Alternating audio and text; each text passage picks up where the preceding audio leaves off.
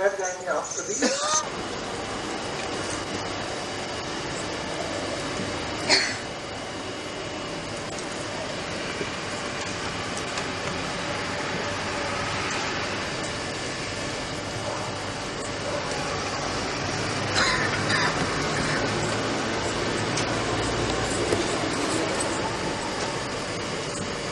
लक्ष्मीर्वदेव्य सहितं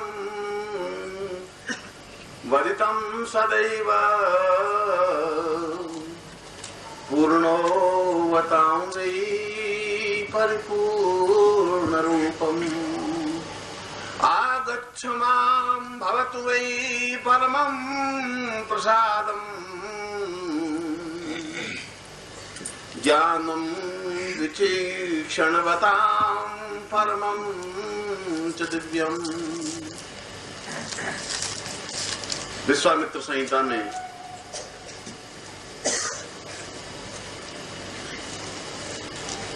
महर्षि विश्वामित्र अपनी ओजस्वी वाणी में मगर अत्यंत नम्र शब्दों में भगवती लक्ष्मी की प्रार्थना करते हुए, चिंतन करते हुए, मनन करते हुए, विचार करते हुए वे कहते हैं कि इसमें कोई संदेह नहीं रहा है कि मैं जिस विशिष्ट प्रयोग को प्रारंभ कर रहा हूं वह विशिष्ट प्रयोग मैंने ऊर्ध्व चेता ज्ञान से प्राप्त किया है। इसलिए इस बात में तो कोई संदेह नहीं है कि तुम्हें अष्ट स्वरूप में मेरे इस आश्रम में, मेरे इस घर में, मेरे इस मंदिर में, मेरे इस मन में और मेरे इस देह में तुम्हें स्थापित होना ही है। मगर प्रार्थना इतनी ही है कि सभी दृष्टियों से संपन्नता आने के बावजूद भी मुझ में अहम भाव नहीं आवे, मुझ में कुमार्ग पथ पर चलने की भावना नहीं पैदा हो, मैं सही कार्यों में उस धन का सदुपयोग करूं और जीवन में यश, सम्मान, प्रसिद्धि और पूर्वजों के गौरव को ऊंचाई पर अग्रसर कर सकूं। मैं ऐसा ही आशीर्वाद हे भगवती लक्ष्मी मैं तुम्हें से चाहता हूं और मैं आपको ऐसा ही आशीर्वाद दे रहा हूं कि तुम्हारे जीवन में वो पूर्णता और दिव्यता प्राप्त हो।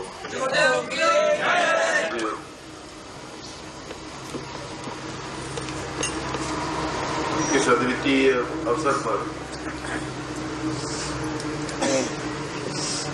एक महत्वपूर्ण कार्य संपन्न करने जा रहे हैं और ये महत्वपूर्ण कार्य बहुत छोटे से मानव की बहुत बड़ी छलांग है, इसलिए कि मानव में यह क्षमता है कि वो देवताओं को भी अपने नियंत्रण में ले सकता है और शास्त्र स्वयं स्वीकार करता है कि मंत्राधीनाश्च देवता, देवता केवल मंत्र से ही बांधे जा सकते हैं या मंत्र के अधीन होते हैं और यह गुण, यह क्वालिटी केवल मनुष्य के पास ही है, देवताओं के पास नहीं है, राक्षसों के पास भी नहीं है। देवता केवल जीवन का आनंद प्राप्त करने के लिए उन देवताओं को मनुष्य जीवन धारण करना पड़ता है, कभी राम के रूप में, कभी कृष्ण के रूप में और कभी किसी और रूप में, क्योंकि जो आनंद की उपलब्धि, जो जीवन की पूर्णता, जो जीवन की श्रेष्ठता मनुष्य जीवन के द्वारा संभव है वह देवता बन करके संभव नहीं है। इसलिए मैंने कहा कि आज आप एक सामान्य मानव होते हुए भी आपकी एक बहुत बड़ी छलांग लगाने जा रहे हैं, और वह छलांग है भगवती लक्ष्मी को आबद्ध करने की क्रिया। और आबद्ध करना कोई दोष नहीं है, यह मानव की पूर्णता का एक प्रतीक है,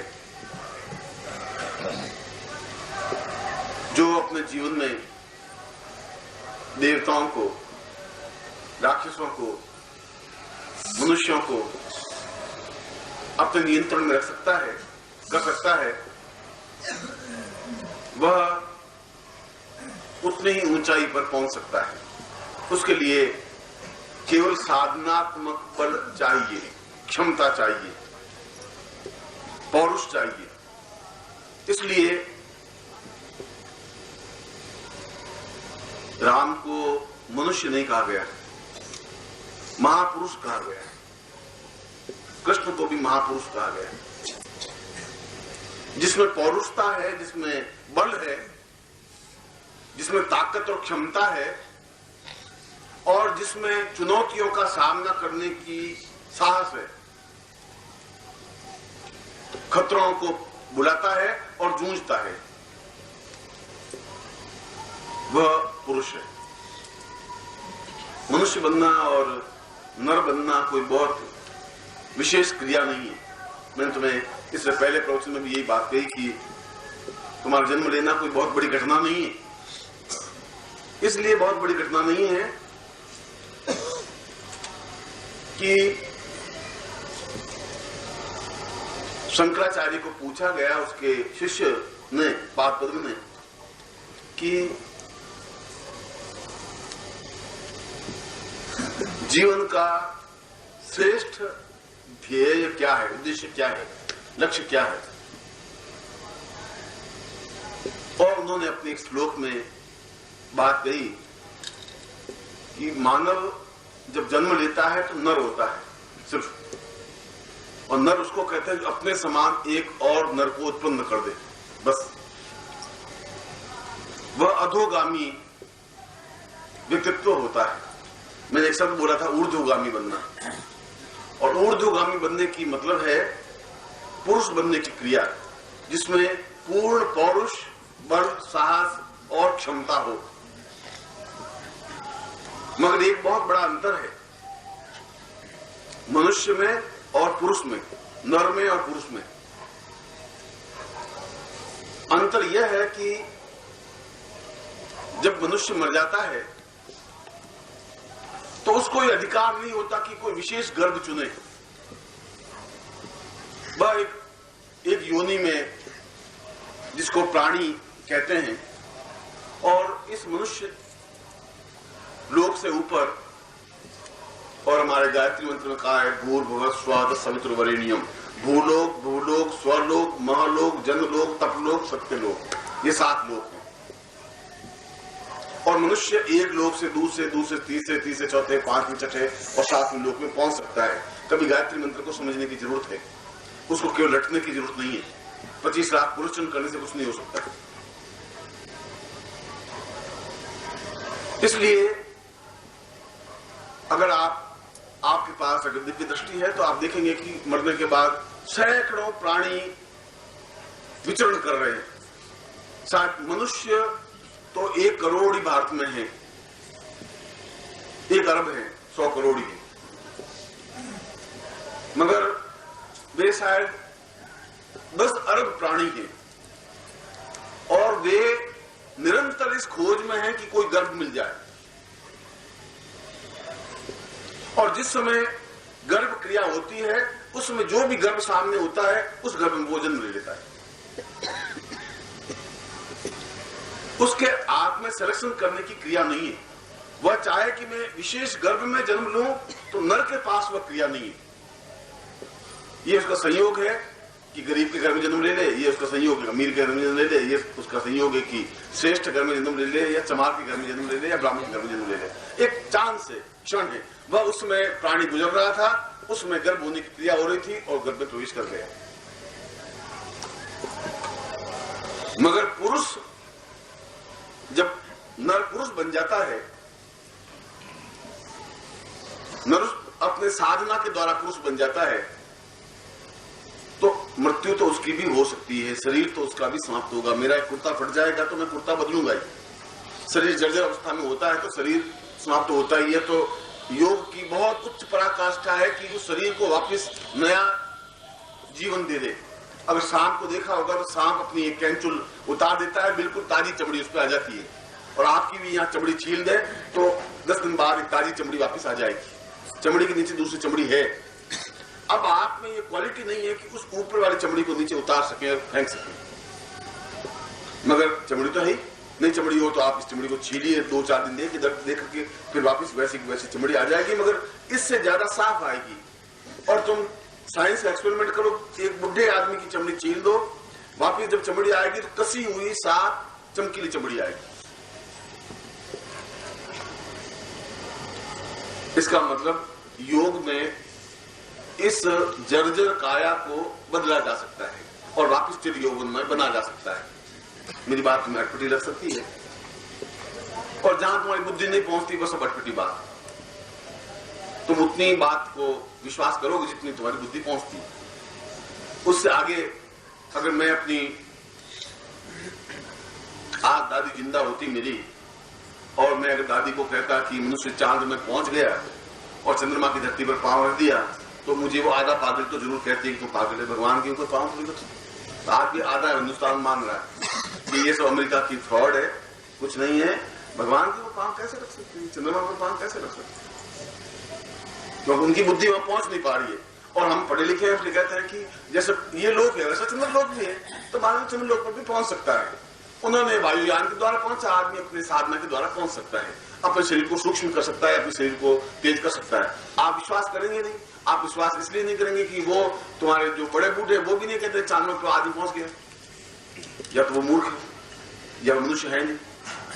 और आप अगर गांव में जाकर पूछ रहे हैं बड़े बूढ़ों को, तो जिस समय जो चंद्रमा पर 69 में जब नील आर्मस्ट्रांग पहुंचा तब मुझे बहुत अच्छी तरह से याद है, इंदिरा गांधी का राज था। उन्होंने कहा कि ये रान बहुत कुछ करेगी, चालाकियां बहुत करेगी। अब लोग अब चांद में पहुंचा दिए। ये सब फ्रॉड है, ऐसे कई लोग मिले। इसलिए पुरुष जब चाहे तब तक उस लोक में रह सकता है, 10 साल, 5 साल, 20 साल, 25 साल, 50 साल, और वह उस गर्भ की बराबर इंतजार करता रहता है जिस गर्भ में जन्म लेने से वो वापस अद्वितीय बन सके। इसलिए राम को जन्म लेने के लिए 2500 वर्ष तक इंतजार करना पड़ा देवकी के गर्भ का, और 2500 वर्ष तक वह उस प्राणी लोक में रहे, चाहे वो भूलोक में तो रहे, भूलोक में रहे या स्वरलोक में रहे या महलोक में रहे या जनलोक में रहे या तपलोक में रहे या सत्यलोक में रहे। उनमें गुण था कि मैं कौन से गर्भ में जन्म लूं। और कृष्ण के ठीक 2500 वर्ष बाद वापस बुद्ध के रूप में जन्म लिया गया। आप देखिए 2500 वर्षों का इतिहास चल रहा है, बराबर 2500 वर्षों के बाद एक युग परिवर्तन आता है और उसने गर्भ चुना। और बिल्कुल सही गर्भ चुनने से सही व्यक्तित्व बन सकता है। इसलिए नर के हाथ में नहीं है गर्भ चुनना, तुम्हारे हाथ में नहीं है। तुम्हारे हाथ में मृत्यु के बाद में उस समय जो भी गर्भ मिल जाएगा उस गर्भ में तुम्हें जन्म ले लेगा। इसलिए तुम्हारा पिछला जन्म याद नहीं रहता, क्योंकि मुझे कुछ पता ही नहीं कि तुमने कौन सा गर्भ चुना, तुम्हारे हाथ में नहीं। और इसलिए जब जन्म लेते हो तब तुम्हें इस बात का एहसास नहीं होता कि मैंने आंख कहां खोली, किस गर्भ में रहा। मगर पुरुष अगर वो साधना, ये डिफरेंस है, वही बहुत बड़ा डिफरेंस है, क्योंकि हमारे हाथ में सत्ता रहती है कि हम गर्भ को चुने और तब तक वो प्राणी जीवित रह सकता है। इस मानव रूप में भी, जैसा मैं जिंदा हूं वैसा तुम जिंदा हो, वैसे भी, और किसी लोक में भी। यदि सिद्धाश्रम में जाके जिंदा रहना चाहता है तो रह सकता है, और यदि किसी भूलोक में जाके रहना चाहता है तो रह सकता है। और यदि कभी समय मिला, इस बार की कामाख्या मंदिर में तुम गए नहीं, वहां तांत्रिक सम्मेलन था और मैं कामाख्या में उस तांत्रिक सम्मेलन में गया था। उसमें कोई विचित्र तांत्रिक है, तुमने तंत्र देखा नहीं और तुमने तांत्रिकों को भी देखा नहीं। तुम भूतनाथ, प्रेतनाथ, पिशाचनाथ को देखे, तांत्रिक नहीं देखे। बहुत तेजस्वी और क्षमतावान, चुनौतियों को झेलने वाले और चुनौतियां देने वाले, और उनके सामने उच्च कोटि की शक्तियां भी हाथ बांध के खड़ी रहती है, चाहे अग्नि हो, चाहे इंद्र हो, चाहे वरुण हो, चाहे यम हो, चाहे कुबेर हो, चाहे मृत्यु हो। मृत्यु की हिम्मत नहीं होती कि झपट्टा मार दे उस पर। ऐसे तांत्रिक जिंदा है। तुम्हारा सौभाग्य बने कभी मेरे साथ चलने का और तांत्रिक सम्मेलन हो और तुम्हें क्षमता हो वहां चल करके देखने की। दोनों। ओम परम तत्वाय नारायणाय गुरुभ्यो नमः। ओम ह्रीं मम प्राण देह रोम प्रतिरोम चैतन्य जाग्रय ह्रीं ओम नमः। ओम भूर्भुवः स्वः तत्सवितुर्वरेण्यं भर्गो देवस्य धीमहि धियो यो नः प्रचोदयात्।